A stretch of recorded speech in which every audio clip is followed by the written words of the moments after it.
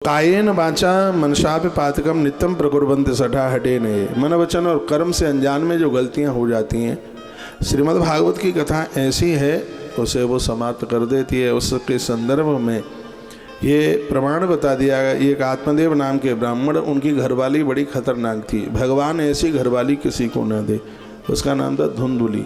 झगड़े में ही उसको बड़ा आनंद आता है।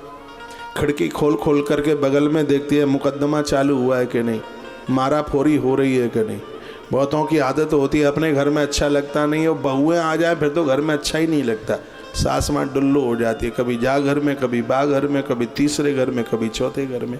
अरे बहू आ गई है काम करने को तो कम्बल लेके सो जाओ, ज़्यादा इधर उधर बैठोगे, ज़्यादा दुनिया भर की चुगली करोगे। क्या उसकी कहोगे वो ऐसी है, बाकी बहू ऐसी है, बाकी सास ऐसी है, बाकी दौरानी ऐसी है, बाकी जेठानी ऐसी है। पूरी की पूरी डुकरिया पुराण आपको कंठस्थ है।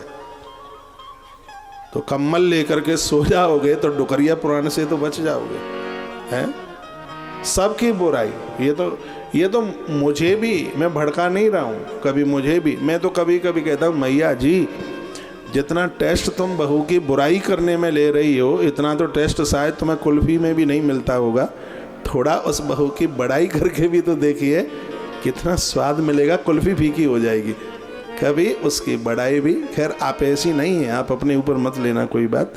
धुंधुली का मतलब है जो दूसरे के घर में युद्ध करा दे, उसे धुंधुली कहते हैं। जो अज्ञान की परत में ढकी हुई है वो धुंधुली है। वो घर में बहुत झगड़ा करती है, बहुत कलह करती है, घर में खाती बहुत है, दिन भर खाती ही रहती है। बहुतों को आदत होती है। और ये देखो पूरा दिन मुंह चलता रहेगा नंदी की तरह, कभी मुंह में नमकीन डाल ली, कभी मुंह में मूंगफली डाल ली। इस समय सर्दी चल रही है, मुरैना ग्वालियर की गजक बड़ी बिक रही है, तो जैसे ही टुकड़ा तोड़ा डाला मुंह में, फिर कहते हम कुछ खाते ही नहीं, पता नहीं क्या खाएंगे। हैं पूरा दिन मुंह चलता रहता है, पूरे दिन तो अशुद्ध रहते हैं, मुंह जूठा रहता है। जूठे मुंह से आप तुलसी नहीं तोड़ सकते, जूठे मुंह से आप फूल नहीं तोड़ सकते, जूठे मुंह से आप भगवत स्पर्श नहीं कर सकते, जूठे मुंह से आप आरती नहीं ले सकते। मुंह की शुद्धता स्वच्छता होनी चाहिए।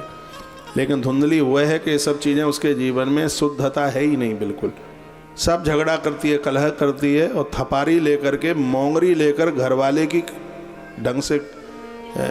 ढंग से उसकी खबर लेती है। और उस आदमी को भी बड़ी आदत पड़ गई है ठुकने और पिटने की। बहुत लोगों को आदत पड़ जाती है, घरवाली की डांट भी उन्हें स्तुति जैसी लगती है, और मम्मी कुछ कह दे तो घर छोड़कर भागने की बोलता है। माँ की बात इतनी उसे बुरी लगती है, और लेकिन घरवाली की बातें तो उसे ऐसा लगता है जैसे आरती उतार रही हो, आरती जैसी लगती है। और मम्मी कुछ कह दे तो फिर देखो महाराज ब्लड प्रेशर 149 जाता है सीधे। माँ कुछ कह दे, पापा कुछ कह दे, लेकिन ये धुंधली एक दिन तो उसने ऐसा आक्रमण कर दिया इसके ऊपर, इतनी ठुकाई पिटाई आत्मदेव की करी। ये सब कथाएं याद करने के लायक नहीं है, ये भूलने के लायक हैं जो ये मैं बोल रहा हूँ। अब आप सोचें भागवत में लिखा है धुंधली ने अपने आदमी की पिटाई करी, तो थोड़ी मैं भी खबर ले लूँ है तो ये याद करने को लायक नहीं है, ये भूलने के लायक है। तो आदमी इतना परेशान था कि मरने के लिए चल पड़ा, आत्महत्या करने के लिए निकल गया घर से। और आत्महत्या करना ये जीवन का कोई समाधान नहीं है। अपनी जिंदगी के साथ संघर्ष करो। कभी सोचो ही मत कि हमें ऐसा भी करना है, क्यों गरुड़ पुराण में लिखा है जो आत्महत्या करके जहर खाकर फांसी लगा करके मरे हैं, उनकी मौत पर तो आंख में से आंसू भी नहीं गिरना चाहिए, उनके अंतिम संस्कार में भी नहीं जाना चाहिए। ये गरुड़ पुराण में ये लिखा हुआ। हाँ, ये बिल्कुल भी ठीक नहीं है। माताओं सहनशीलता होनी चाहिए। आप ही ज़्यादा धमकी दे देते हैं, कुछ थोड़ा सा कुछ हुआ धमकी दे दी, चूहा मार दवाई, ये हाल धमकी दे दी, मैं मायके चली जाऊंगी तू देखता रही है, हाल ही धमकी दे दी है उसको। तो आदमी यहीं पर आकर के परास्त हो गया है। एक आदमी कहता है मैं बड़ा ताकतवर हूँ, एक ही जगह हार गया हूँ, कहाँ घर वाली से, मरने की धमकी देती है। और जिस दिन अंदर से किवाड़ बंद कर ले तब तो मुझे लगता है कि मर ही गई बिल्कुल, एकदम बिल्कुल। ऐसा ना हो, कभी भी ना हो। भागवत इसका विरोध करती है। लेकिन धुंधली की मार से आत्मदेव इतना परेशान हुआ, वह आत्महत्या करने के लिए एक सरोवर के किनारे पहुंच गया।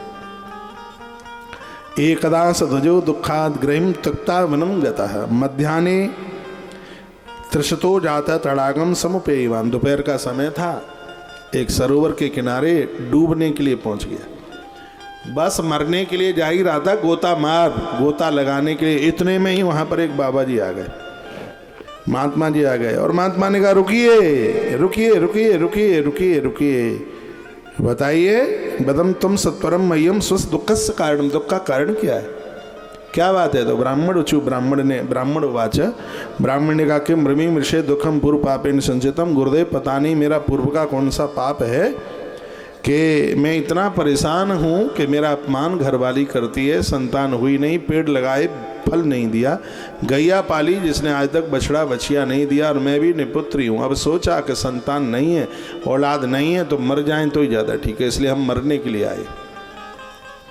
महात्मा जी उसका मुंह देखते रह गए, और ये अपना प्रवचन दे रहा है, कहता दिग्जीवितम प्रजाहीनम दिग्रम च प्रजाम बिना। क्या मतलब है उस राजा का जिसके पास प्रजा ही ना हो, तो क्या मतलब है उस मनुष्य का जिसके पास औलाद ही ना हो। मेरे औलाद नहीं है। पाल्यते या मया धेनु शाबंध्या सर्वता भवित, गैया पाली जिसने आज तक बछड़ा बछिया कुछ दिया नहीं। तो अब तो हमने सोच लिया है कि अब तो मर के ही रहेंगे।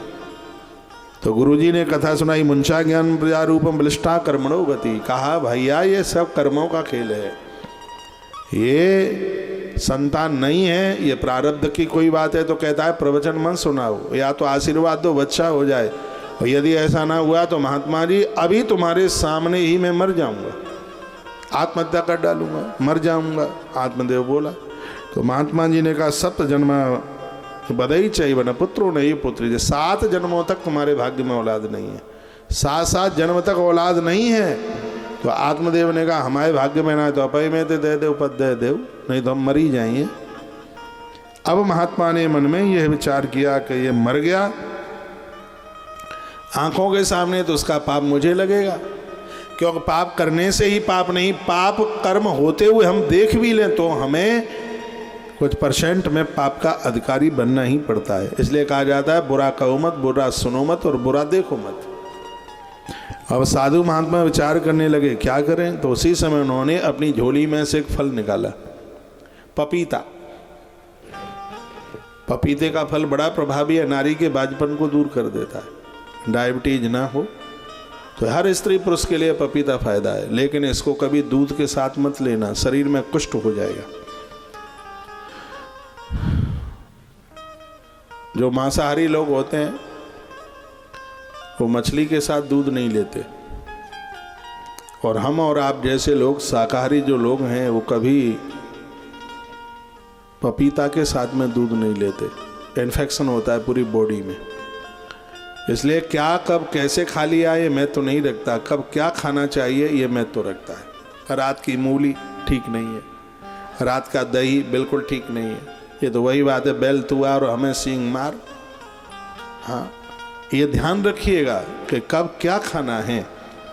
बड़ा सुंदर सा पपीते का फल दिया और कहा घरवाली को खिला देना, तंदुरुस्त औलाद जन्म लेगी। आत्मदेव घर पर आए और धुंधली से कहा संत ने प्रसाद दिया है, यदि ये तू खा ले तो 9-10 महीने के बाद बड़ी अद्भुत संतान का जन्म होगा। तो धुंधली ने मन में विचार किया कि फलक्षेण गर्भस्याद गर्भेड़ो रवदष्टवः स्वल्पम भक्त तदोषी तदग्रहम कार्यम कथम भवेत। इस श्लोक का अर्थ है कि मैंने यदि फल खा लिया तो मेरा अन्न कम हो जाएगा। गर्भिणी नारी का अन्न कम हो ही जाता है, और यदि मेरा अन्न कम हो गया तो मैं दुबली हो जाऊंगी, और दुबली हो जाऊंगी तो घर का काम नहीं होगा, घर का काम नहीं होगा तो नौकर चाकर रखने पड़े, कार्यम कथम भवेत, घर का काम कैसे होगा, नौकरों को पैसा देना पड़ेगा। इसलिए भलाई इसी में ही है कि मुझे फल नहीं खाना। देवात धाटी मृजेत ग्रामे पलायत गड़बड़ी कथम, यदि गांव में आग लग गई। सुनिए कितने लोग नकारात्मक सोच वाले होते हैं। धुंधली कहती है गांव में लग गई आग तो हल्के फुल्के लोग तो गांव में छोड़ छाड़ करके भाग जाएंगे, हम इतने मोटे है गए होंगे कि हम पे तो भागो ही नहीं जागो, तो आग का प्रभाव हम पे ही होगा तो हम तो जाई गांव में जल के राख रह जाएंगे। तासों जब फल नहीं खावें तो ही ज़्यादा ठीक है, तो ही ज़्यादा बढ़िया है। फिर मन में ये विचारने करने लगी, तिर्यक चेदागतो गर्भस्तदा में मरणम भवेत। और कभी कभी तो बच्चों को जन्म देने वाली माँ की ही मौत हो जाती है, तो ये आपत हम काई क्यों करें, सो हमें ही मर जाएं। फिर हमें ही मर जाएंगे तो इतनी लपसी हमारी छूट जाएगी, कलाकंद छूट जाएगा, जो हमने खूब चुराए चुराए के हलुआ खाओ वो सगरो छूट जाएगो, बढ़िया गरम गरम निपनिया दूध की खीर वो उससे छूट जाएगी। मरी गए तो सभी छूट जाएगा। चटोरी बहुत ही धुंधली, बहुत ज़्यादा। तो यह मन में विचार करने लगी कि हमें बिल्कुल भी खाना ही नहीं है। फिर सोचने लगी कि हम तो गर्भिणी होकर प्रसूत का घर में पड़े रहेंगे, 100 बड़े में ननद जरूर आएगी और घर का कोई सामान चुरा के ले गई तो फिर क्या होगा। भाभीियों को ननद की बड़ी चिंता और ननद को भाभी की बड़ी चिंता होती है। ईश्वर ने ऐसा रिश्ता बनाया कि एक दूसरे की ही देखभाल में लगे रहते हैं पूरा जीवन भर। तो सोचती है यदि ननद आ गई और कुछ लेकर के चली गई तो फिर तो ये बड़ी दिक्कत हो जाएगी। तो सोचने लगी लालने पालने दुखम प्रसूतायांश बरतते। सोचने लगी बच्चे को जन्म दूंगी बड़ा कष्ट होगा, तो इससे तो बंध्यावा विधवा नारी सुखनी चेत में मती, इससे भले ही मैं बांझ रह जाऊं, मैं फल नहीं खाऊंगी, ऐसा इसने निश्चय कर लिया। एकदा भगनी तस्या तदग्रहे स्वेच्छा आगता तदग्रे कथितम सर्वम चिंतित महती में। पुरुष लोग भी ध्यान देंगे। एकदा भगनी तस्या तदग्रहे स्वेच्छा आगता। एक दिन गांव में इसकी बहन थी, वह इसके घर आई, ये कुछ खिन्न सा मुंह लेकर के बैठी हुई थी। तो उसने पूछा बात क्या है। तो उसने कहा पति ने फल दिया है और मेरा मन नहीं है इसको खाने के लिए। उसने कहा कोई बात नहीं है, 3 महीना पहले हमारे बच्चा हुआ है, हम तुम्हें दे देंगे, तुम हमें पैसा दे देना। वो सामने गैया बंधी है, फल गाय को खिला दो तो बाबा जी के आशीर्वाद की परीक्षा भी हो जाएगी, क्या इस फल से संतान हो जाएगी। और उसको ये बात बड़ी अच्छी लगी तो फल एक गाय को खिला दिया गया और समय आने पर गैया मैया ने एक बच्चे को जन्म दे दिया। धुंधली की बहन ने 3 महीने पहले जो बच्चा हुआ था उसका पति इसके घर आया, रात के समय दे के चला गया, पैसा लेके चला गया। सुबह इसने थाली बजवा दी, कहा बच्चा को लला को जन्म भयो है। आत्मदेव आए, अब 3 महीने का बच्चा तो बड़ा ही होगा।